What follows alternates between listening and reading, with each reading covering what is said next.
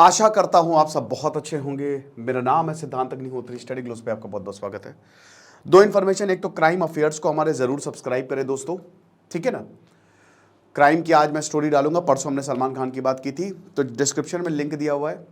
दूसरा, know your body series मैं कल से शुरू करूंगा और रामायण का जो अगला पार्ट है वो कल नहीं परसों से आएगा, ठीक है। मतलब सेशन 6 अभी मैंने अपलोड किया था रामनवमी के दिन परसों, और अगला पार्ट जो है वो परसों मैं लाऊंगा। और नो योर बॉडी वो ब्रेन के लास्ट पार्ट बचा था, तो एक ही लेक्चर में मैं सारे पार्ट समझा दूंगा, तो कल आ जाएगा। आज हम ब्लड के बारे में बात करेंगे, बट ब्लड के बारे में हम नो योर बॉडी में ज्यादा अच्छे से बात करेंगे। बट ये टॉपिक बड़ा इंटरेस्टिंग है।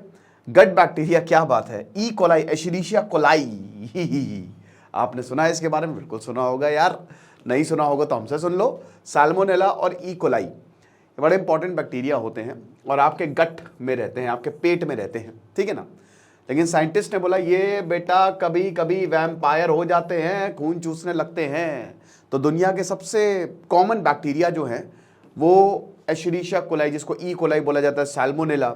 अब कभी कभी ये इंसान के खून को चूसने लगते हैं, जो कि बड़ी दिक्कत हो जाती है। तो स्टडी एक कंडक्ट हुई और ये पाया गया, तो ये तो वैम्पायर बैक्टीरिया हो गए, है ना। तो रिसर्च जो कि वॉशिंगटन स्टेट यूनिवर्सिटी में कंडक्ट की गई, मैं पीपीटी के हिसाब से ही चलता क्योंकि आप लोगों की बड़ी कंप्लेन रहती है कि सर आप टॉपिक से डाइवर्ट हो जाते हैं, तो मैं कोशिश करता हूँ टॉपिक से डाइवर्ट ना हो, जो पीपीटी में लिखा है उसी के हिसाब से चलो और ऐसे ही समझाता चलूँ, ठीक है ना। तो यहाँ पे बैक्टीरियल वैम्पायरिज्म, ये नया वर्ड जो है, ये नया टर्म कॉइन किया गया, क्योंकि जो बैक्टीरिया जब इन्होंने स्टडी किया तब देखा कि अरे बाप रे बाप रे बाप, वैम्पायर क्या होते हैं, आपको खा जाते हैं, आपका खून चूस लेते हैं। तो जो बैक्टीरिया आपको हेल्दी रखता है भाई, ई कोलाई जो है वो क्या करता है, वो आपके गट में पाया जाता है। अब होता क्या है कि पेट में पाया जाता है, ये हेल्पफुल होता है, हमेशा यही रहता है, इसका घर है, लोअर इंटेस्टाइन में आपके पाया जाता है। अब ये फूड डाइजेशन और बहुत सारी चीजों में आपकी मदद करता है। लेकिन अगर ये कहीं और पहुंच गया, जैसे यूरिनरी में, यूरिनरी ट्रैक्ट में अगर पहुंच गया तो प्रोस्टेटिस हो गया, सिस्टिटिस हो गया, यूरिनरी ट्रैक्ट इन्फेक्शन हो गया, ये इन्फेक्शंस भी आपको हो सकते हैं। जहां है इसको वहीं रहना है और कहीं नहीं जाना है। दूसरा, इसके बहुत सारे स्ट्रेन होते हैं, अगर आपने कोई स्ट्रेन इंजेस्ट कर लिया गलती से, अगर वो अंदर चला गया तो वो आपको इन्फेक्ट कर देगा। सिम्टम बहुत कॉमन होता है, डायरिया हो गया, ठीक है, वॉमिटिंग हो गया, डिजीनेस हो गया, बहुत सारे सिम्टम्स यही ई कोलाई की वजह से ही होते हैं। और बीमारियां भी, तो बेसिकली जीआई आपके गैस्ट्रो इंटेस्टिनल ट्रैक्ट में रहता है, ठीक है ना, ये चीज है। लेकिन अब यही बैक्टीरिया हमारे लिए खतरनाक हो जाता है, वैसे तो हमारे लिए हेल्पफुल होना चाहिए। तो यहां पे कुछ बैक्टीरिया जो है आपके गट से कहीं और पहुंच जाएंगे, और कहीं और पहुंच जाएंगे तो प्रॉब्लम होगी, ठीक है। फूड पॉइजनिंग जो है जब आपको होती है तो ये बैक्टीरिया आपकी ब्लड स्ट्रीम में जाके कहीं और पहुंच जाएंगे, जिसकी वजह से काफी सीरियस थ्रेट जो है, काफी दिक्कत, लाइफ थ्रेटनिंग सिचुएशन जो है वो आपके लिए हो सकती है। रिमार्केबल कैपेसिटी, सबसे बड़ी बात, serum. Oh my God, what the hell is this serum, आपने इसका नाम सुना होगा। अभी आपने देखा कोविड में सेरम से ही ट्रीटमेंट दिया जा रहा था, जो कि लिक्विड कंपोनेंट ऑफ ब्लड है।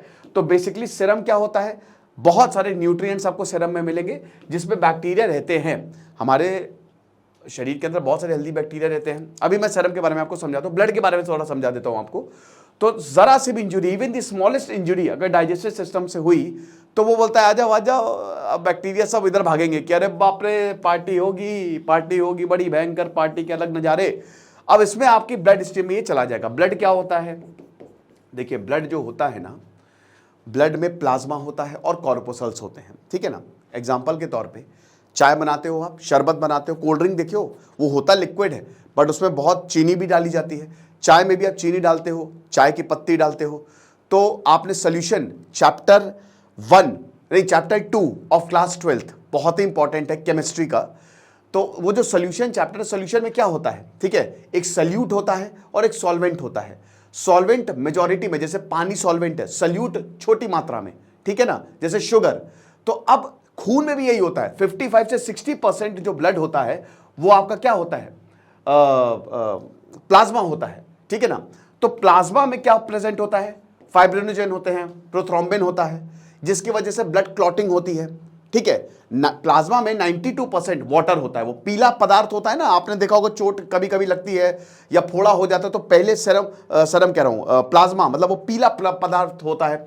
तो अब उसमें 92% तो वो वाटर होता है, पानी होता है, बाकी 8% में प्रोटीन होते हैं, वाइटामिन होते हैं, फैट्स होते हैं, ये सारी चीजें होती हैं, ठीक है ना। अब इसमें फाइब्रिनोजेन भी प्रेजेंट होता है जो कि थक्का बनाने के काम आता है। ब्लड क्लॉटिंग, जब आपके इंटरनल ब्लीडिंग होती है ना, जैसे मान लीजिए कि आपके लिवर में चोट लग गई, खून निकलने लगा, अगर वो क्लॉट नहीं हो, उसका थक्का नहीं बनेगा ना, तो ब्लड बहते ही जाएगा, मर जाओगे, ठीक है ना। तो ब्लड क्लॉटिंग बहुत ज्यादा जरूरी होता है। तो ये जो कंपोनेंट्स मैंने आपको बता नहीं, ब्लड क्लॉटिंग में हेल्प करते हैं। अगर आप निकाल दो ब्लड क्लॉटिंग कंपोनेंट, फाइब्रिनोजेन को निकाल दो, विटामिन के fibrinogen helps in blood clotting, तो वो बन जाता है सेरम। समझ रहे हो? बस आपको उस चीज को निकाल देना, तो वो सेरम हो जाएगा। जब बीमारियों की हम बताते हैं ना, तो सेरम ही निकालते हैं, इसी सेरम को निकाला जाता है। इसी से बीमारी का, कोविड में इसका यूज हुआ था। इसी सेरम को निकाल के हम दिखाते कि अच्छा बीमारी है, ओ हो। दूसरा होता है कॉर्पोसल, जिसमें आपका प्लेटलेट्स आ गया, ठीक है। Platelets are very very important. आपका रेड ब्लड सेल्स आ गया, आपका व्हाइट ब्लड सेल्स आ गया। एक एडल्ट में, मेन में 5.5 लीटर ब्लड होता है, और वुमेन में 5 लीटर के करीब होता है। औरतों में ब्लड की कमी होती है। आयरन जो होता है वो ब्लड में बहुत ही इंपॉर्टेंट रोल प्ले करता है। हीमोग्लोबिन 14 के करीब होता है मेंस में, औरतों में 13। औरतों में हमेशा हीमोग्लोबिन कमी होता है, उनकी मेंस्ट्रुअल साइकिल भी चलती है, तो इसी वजह से, और ठीक है। आयरन ज्यादा होता है मर्दों में, तो उनकी स्किन हार्ड होती है, औरतों की सॉफ्ट होती है, आयरन की कमी होती है। ब्लड लगातार सर्कुलेट होता रहता है, जिसकी वजह से हमारी बॉडी गर्म रहती है। जब मौत में क्या ब्लड सर्कुलेशन बंद हो जाता है, हार्ट करता है ना ब्लड सर्कुलेशन, बोन मैरो में ब्लड बनता है। हड्डी के अंदर जो चीज होती है ना, बोन मैरो, ब्लड कैंसर से सबसे डेंजरस ब्लड कैंसर होता है, वहां पे ब्लड बनता है, ठीक है। लिवर भी ब्लड बनाता है, लेकिन मेन बोन मैरो, एडल्ट्स में बोन मैरो, एक बार बच्चा पैदा हो गया तो बोन मैरो जो है वो ब्लड बनाता है। स्प्लीन में ये स्टोर होता है, ठीक है। स्प्लीन में ये स्टोर होता है ब्लड, यहां पे होता है स्प्लीन, ठीक है, यहां पे। तो वहां पे ब्लड जो है वो स्टोर होता है, ठीक है। तो आई होप ये चीज आप समझ गए होंगे। तो बेसिकली प्लाज्मा है, बस प्लाज्मा से फाइब्रिनोजेन को निकालेंगे तो सेरम हो जाएगा, ठीक है। येलोइश कलर का होता है। 60% हमारा प्लाज्मा है, बाकी कॉर्पोसल्स है, जिसमें प्लेटलेट्स, आपके white blood cells. White blood cells क्या होते हैं? WBCs आर वेरी इंपॉर्टेंट, क्योंकि ये आपकी एंटीबॉडी बनाते हैं। HIV में व्हाइट ब्लड सेल्स बहुत ज्यादा बन जाते हैं। तो छोड़िए, तो मतलब मैं ब्लड को नहीं समझ, ठीक है, जितना समझना था समझा दिया, ठीक है। बाकी और देखेंगे ब्लड कैसे सर्कुलेशन होता है, ब्लड के पार्ट, बहुत सारी चीजें होती है, ठीक है। तो ब्लड बहुत इंपॉर्टेंट होता है। तो इसी सेरम, ये जो सेरम है ना, अब देखिए सेरम, मैंने अभी आपको वही बताया कि ब्लड क्लॉटिंग कंपोनेंट निकाल दीजिए, जो बीमारी है वो इसी सेरम को ही देख के हम देखते हैं कि बीमारी क्या है। तो ये वो लिक्विड कंपोनेंट ऑफ ब्लड है जिसमें बहुत सारे न्यूट्रिएंट्स प्रेजेंट होते हैं, जिसमें बैक्टीरिया रहते हैं। तो अगर आपके डाइजेस्टिव सिस्टम पे जरा सी भी इंजरी हुई, जब जरा सी भी दिक्कत हुई, तो बैक्टीरिया यहाँ पे भागे चले आएंगे। अब एक बार यहाँ पे भागे चले आए तो तुरंत ब्लड स्ट्रीम, ये दरवाजा है, दरवाजा खुला, ब्लड स्ट्रीम में शामिल हो गए। और अगर आपका बैक्टीरिया ब्लड स्ट्रीम में गया, तो ब्लड स्ट्रीम रास्ता है ना, वो तो कहीं पे भी पहुंच जाएगा, ठीक है भाई। लिवर क्या करता है? लिवर बताता है कि किसको कितनी एनर्जी चाहिए, कहां पे ब्लड जाना चाहिए, इस पार्ट को इतनी जरूरत है, इस पार्ट को इतनी जरूरत है कि नहीं। तो वो ब्लड स्ट्रीम में अगर चला गया तो खेल खत्म है। तो आपका यूरिनरी ट्रैक्ट हो गया, वो इन्फेक्ट हो सकता है, आपका लिवर इन्फेक्ट हो सकता है, कुछ भी इन्फेक्ट हो सकता है, तो प्रॉब्लम बहुत ज्यादा बढ़ जाएगी। अब अगर वैम्पायर बैक्टीरिया की बात करें तो देखिए छुटके से हैं, छोटू मोटू बैक्टीरिया कितने इंटेलिजेंट हैं, ठीक है ना।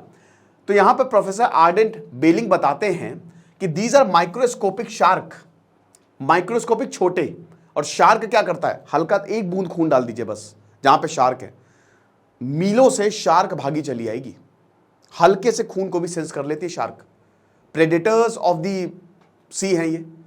तो शार्क जो होती हैं ये काम करती है। तो यही खून से ये बैक्टीरिया भागे चले जाते हैं। हल्का सा इंजरी होगी डाइजेस्टिव ट्रैक्ट में।